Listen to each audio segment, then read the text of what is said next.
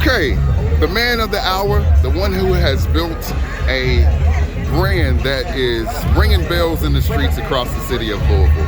Talk a little bit about this event today and what was your vision to put this together?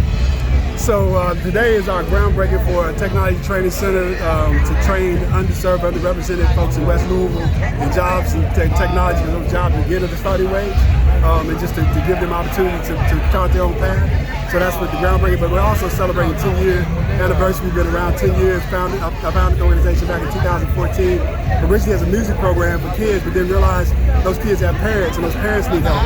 And so we started a technology training program. My background is in technology to get them jobs in technology. But then once we realized that they have now money to spend and no place to spend it within their community, we had to figure out what would we do about that. So we wanted to support Black and brown businesses in the community so that they were here to take advantage of those dollars that the people that live in their community now have. So the money stays in the community, and that's how you build up a strong community.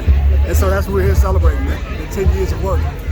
Now, why did you choose technology itself? Was there something that happened that you said, hey, there's a need here for this type of facility, or was it something that was a figment of your imagination over time? My background is in technology.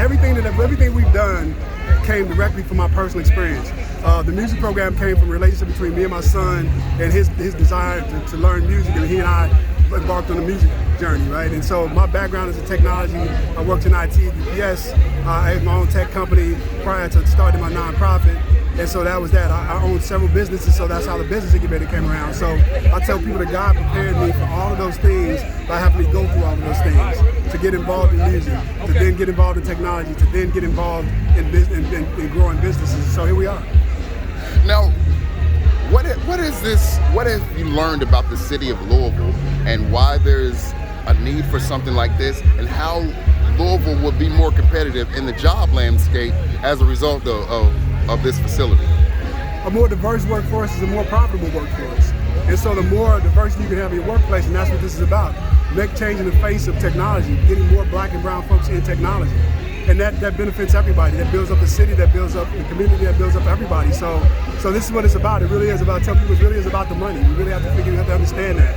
Is that we will put money into people's hands, they can chart their own path, they know what they want, and they want to be able to take care of their own kids. And so that's what we do.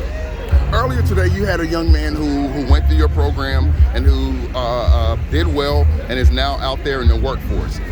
How typical is his story, and how many other stories like his have you guys already been able to create?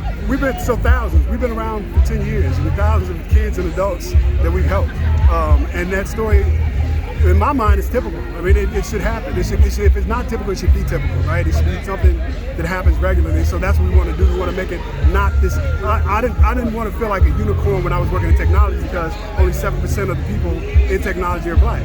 And so what better way to fix that, to get more people, both Black people and people that look like me in technology. And so this should become typical. This shouldn't be like you're special and that's why you did it. It should be what you expect from all of us and what we should expect from ourselves.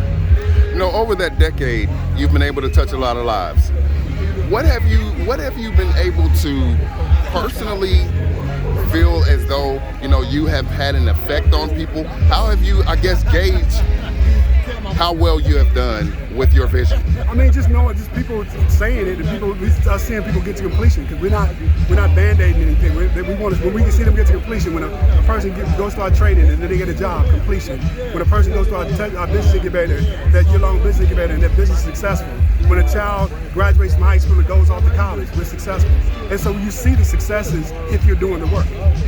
Now, my last question is about those who want to get involved, who want to join your program, and for those who want to help with your program. How would speak to that? So one thing I'm gonna say, to go to our website at www.amplouisville.org. That's AMPED Louisville.org, and find out what we got going on, and find your space, right? Find out what you're interested in music, technology, or business, but also donate. You'll become a monthly donor. If you're an organization or foundation or corporation, whatever, just jump in, because this takes a lot of money to do this work, because we're about completion. It's not easy, and we don't treat it as a decision. We work hard to get to where we are now, and we're not going to stop. So just know that.